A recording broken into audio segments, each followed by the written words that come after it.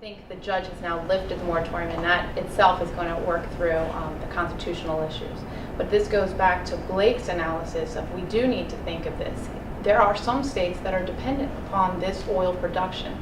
And so if we come in with a federal regulation, how is that going to affect the states? How is that going to affect their economy? And are they in a better position to legislate how they want to handle their economy and the regulation of the industry right outside of their door? Florida has decided we don't want it. We don't want offshore drilling anywhere near our waters. The uniqueness about this particular incident is that it occurred off of Louisiana, but it is affecting Alabama, Mississippi, Florida. And we've never seen the level of impact that has crossed state territorial lines. And the differences between state law is, again, this goes back to, I love the matrix analogy. This goes back to this dissection of issues and trying to figure out what state law is going to apply and how is that different? How is that state remedy different to a fisherman in Florida versus a fisherman in Mississippi? Well, and I think this raises some interesting questions too, jurisdictionally, about what level, not only do we decide whether we want to have a more comprehensive regulatory scheme, but also what level of governance. I mean, the Gulf is a commons here.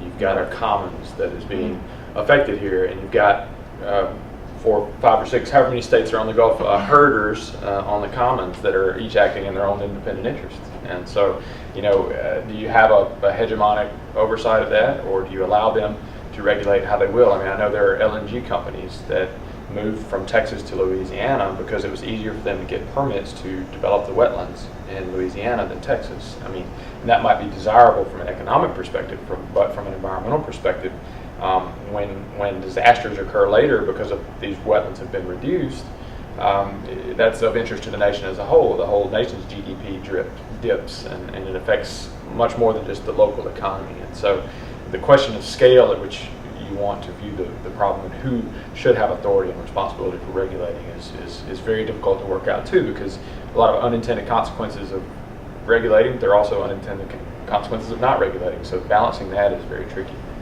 Yeah, I'm not sure that I'd be terribly worried about offending BP or any other oil company on the grounds that we need their oil. I mean, yes, it is a question of demand and supply, but the idea that by imposing greater regulation in the US drilling market, you're going to not have anyone who wants to come and drill here is, I think, a little far-fetched. I think there's sufficient competition for there to be plenty of people willing to do this, and we've already talked about other countries who've been drilling much more safely for a long period of time, and that expense is already built into those companies. There are plenty of companies that can do this.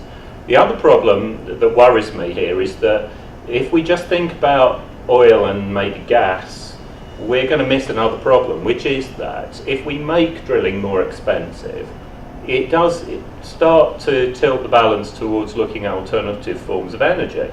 But those alternative forms of energy have risks in themselves. I mean, nuclear is an obvious one. And so when Chrissy says that this is a unique incident in that the effects of this blowout have been felt in other states, think about a nuclear reactor. If you have a nuclear reactor built and there's a problem with that, that's going to be felt probably throughout most of the nation, if the wind is in the wrong direction at least. And so I think that it's always tempting to think we need to focus on this industry, but that's why I said earlier, I think you need to think about responses to regulations, and I would rather see the response being to energy generation rather than specifically limited to drilling for oil.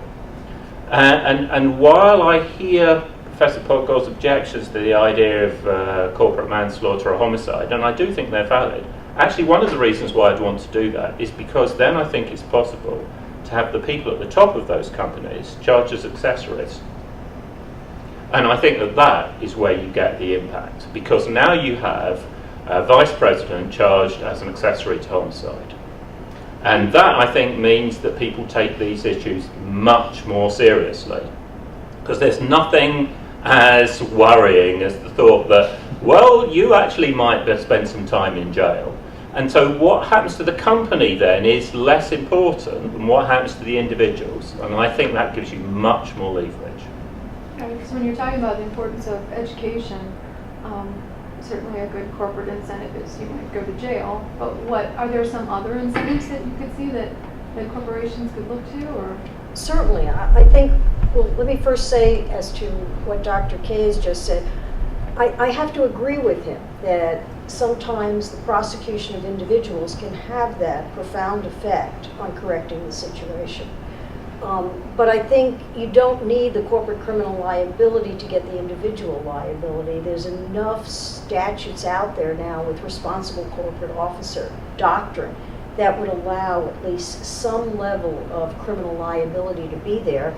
And there have been prosecutions of individuals in the corporate context quite a bit in the last few years. But I think it's also important to look at other remedies. And one of the things that's been happening in a lot of the corporate criminal liability situations is deferred prosecutions, where the corporation and the government reaches an agreement. They call it either a non-prosecution or a deferred prosecution. The company pays huge fines. The corporation has to have a compliance program in effect, and very often a monitor is put into place. And that monitor has to oversee what's going on in that corporation for a period of time to make certain that there are not any problems going on in the corporation. Now, in some instances, the monitorship has not worked as effectively as it should, and at a very high cost. We saw this in New Jersey when former Attorney General Ashcroft was appointed as a monitor in a corporation, and it was a huge cost that accrued, and there was legislation considered in Congress as a result of that. But I think the concept of a monitorship can have that educational effect and also can have that compliance. Interestingly, in the prior BP case, the victims asked that there be some type of oversight placed in that plea agreement.